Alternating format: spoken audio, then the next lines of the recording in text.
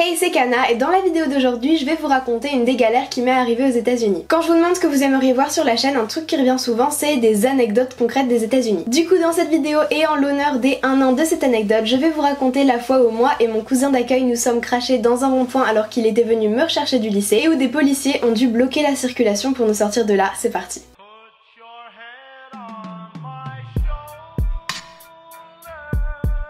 Contexte. Très tôt dans mon année d'échange, environ 3 semaines après mon arrivée, j'ai rencontré Caleb. Caleb, you can do this.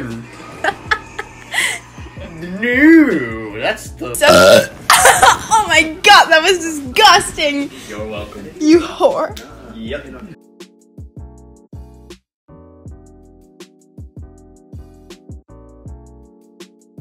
Hold on, we're having a face off here. Is that the one you just did?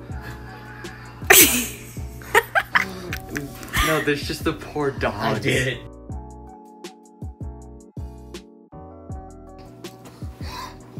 Jesus. Of course not going on you.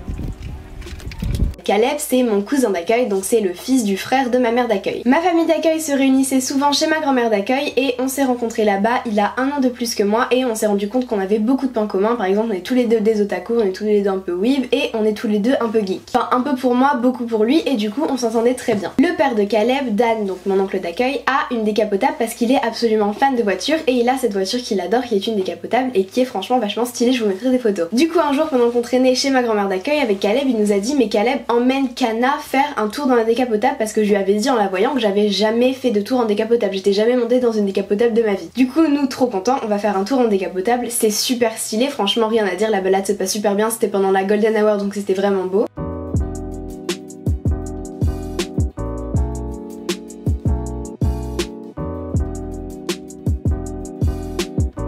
On rigole, on met la musique à fond, on chante dans la voiture, on va sur l'autoroute, c'est trop bien, les routes de Pennsylvanie, c'est génial, tout va bien. Pendant cette balade là, tout s'est très bien passé, vous inquiétez pas, on rentre chez ma grand-mère d'accueil et tout va pour le mieux dans le meilleur des mondes. Sauf que un jour j'avais une réunion avec mon club de français à mon lycée après les cours, du coup forcément Bethany n'étant pas dans le club de français, je ne rentre pas en bus et les bus étaient partis de toute manière et je ne rentre pas avec Bethany. Tout le monde était chez ma grand-mère d'accueil, du coup ils ont demandé à Caleb de venir me chercher et pour le fun ils lui ont dit bah vas-y prends la décapotable. Moi je sors de ma réunion, je le vois arriver dans la voiture toute contente, je monte, on met la musique, on commence à rigoler comme d'habitude, tout est bien, tout est génial. On vit notre meilleure vie, mais ce qu'il faut savoir c'est que ça reste quand même un américain de 17 ans maintenant, il en a 18 à l'époque, j'en avais 16, qui a eu son permis il y a pas si longtemps et qui conduit une voiture qu'il n'a pas l'habitude de conduire. Et sur le trajet qui va de mon lycée à l'endroit où ma famille d'accueil habite, donc que ce soit ma mère d'accueil ou ma grand-mère d'accueil, les deux, on doit passer par cet endroit là. Il y a un espèce de rond-point, mais ce rond-point là, ce carrefour là, je sais pas trop comment on l'appelle, il est bourbier. C'est tout le temps en travaux, les circulations sont pas claires, il y a pas de panneaux. Pas de panneau, y a pas de panneau. Bref, c'est un délire. Même moi qui à l'époque n'avais aucune notion de sécurité routière autre que en tant que piéton tout simplement parce que je n'avais jamais touché à un livre de code ou à un volant de ma vie. Et maintenant avec le recul du fait que je suis en train de passer mon code etc, je vois encore mieux à quel point c'était bourbier le bordel. Bref, on arrive vers cette zone dangereuse et Caleb, vu qu'il ne va pas à mon lycée, qu'il n'est jamais allé à mon lycée, genre il est allé à un autre lycée etc, il a dû y aller 2-3 fois, il a jamais conduit en retournant de ce lycée,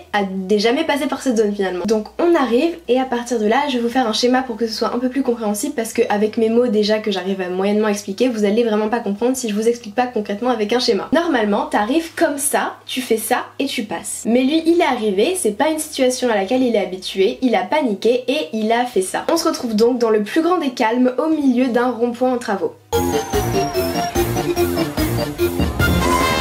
Heureusement le rond-point n'avait pas de relief ni rien en son centre parce que sinon on aurait explosé la voiture. Comment vous dire que là on rigolait plus du tout et on commence un petit peu à paniquer, on se demande comment est-ce qu'on va sortir de là parce qu'il y a la circulation etc et puis les gens autour se disent mais what the fuck qu'est-ce qu'ils foutent là. Et là je sais pas si c'est par chance ou par malchance mais je pense au final que c'était plus par chance, on voit une voiture de flic qui descend le rond-point et forcément ils s'arrivent à notre niveau parce qu'on n'est pas du tout censé être là et ils le savent. La voiture de flic s'arrête juste devant nous et ils viennent en mode, enfin ils toquent pas au carreau parce qu'on est dans une décapotable encore une fois et ils nous disent mais pourquoi vous êtes là, qu'est-ce que vous foutez au milieu d'un rond-point. rond-point. Donc là il commence à expliquer, moi je comprenais à peu près rien à ce qui se passait parce qu'il devait y montrer des papiers etc. Ils ont dû appeler son père pour vérifier que le véhicule était legit etc. parce qu'on n'aurait pas du tout dit une voiture qui est censée être conduite par un mec de 17 ans. Bref, moi j'étais comme ça dans ma petite place. En plus je me souviens j'avais mis une veste en cuir alors qu'il faisait genre 30 degrés, j'étais en train de cuire dans ma veste, je mourais de chaud. J'étais comme ça sur le côté en mode non, moi me demandez pas, j'ai rien à voir avec cette histoire, talalalala, je ne sais pas ce qui se passe, je le connais pas parce que de toute façon je suis étudiante d'échange et si jamais je suis arrêtée je suis dans la merde. Et part dans la merde, je veux dire dans un avion et back to France, ciao bye bye. Bref, après environ 10 minutes d'intervention, les policiers se rendent compte que c'est vraiment juste un ado qui a son permis depuis pas longtemps et qui a fait une erreur parce qu'il a paniqué dans un carrefour que même eux ils admettent qu'ils trouvent bourbier. Ils vérifient bien entendu qu'il n'était pas sous l'influence de drogue ou d'alcool et ce n'était bien évidemment pas du tout le cas. Ils nous disent de faire attention la prochaine fois et là ils bloquent carrément la circulation de tout le rond-point donc pendant 1 minute ou 2 pour nous laisser sortir. Je répète, les flics ont bloqué la circulation du rond-point pour que l'on puisse sortir. Ils ont bloqué comme non vous passez pas, pour l'instant ils sont mis au milieu de la route et tout, ils nous ont pas fait passer comme des VIP. On était vraiment comme ça parce que encore plus lui que moi parce que c'est lui qui conduisait, moi ça allait, j'étais juste la meuf qui était avec un gars qui était rentré dans un rond-point mais lui il avait vraiment honte. Et en plus encore une fois on était dans une décapotable donc il y avait pas de on se cache à travers les vitres etc. Il y avait pas cette barrière avec le monde que t'as normalement quand t'es dans une voiture là, non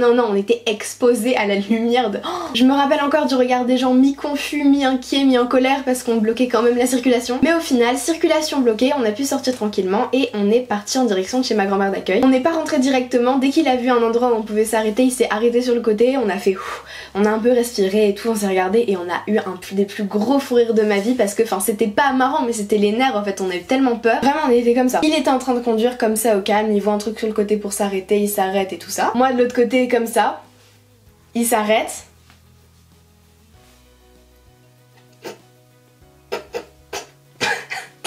C'est passé exactement comme ça, énorme fou rire nerveux après lequel on a bien entendu repris la route, on est allé chez ma grand-mère d'accueil, on est rentré sain et sauf, bon ils se sont un peu foutus de sa gueule la famille mais c'est parfaitement normal après ça. Et c'est là la fin de l'anecdote de la fois où on est rentré dans un rond-point avec mon cousin d'accueil et où des flics ont dû bloquer la circulation pour nous faire sortir. Un an après j'en parle comme d'une anecdote marrante et j'en rigole un peu mais sur le coup j'ai vraiment flippé ma race. Voilà j'espère que cette vidéo vous aura plu, dites-moi si vous voulez plus d'anecdotes sur des galères comme ça qui me sont arrivées aux États-Unis parce qu'il m'est arrivé pas mal de trucs mine de rien pendant un an. N'hésitez pas à vous abonner et à me suivre sur Insta qui s'affiche juste ici, c'est vraiment là où je suis la plus active et où je communique le plus avec vous. Et moi je vous dis à la prochaine.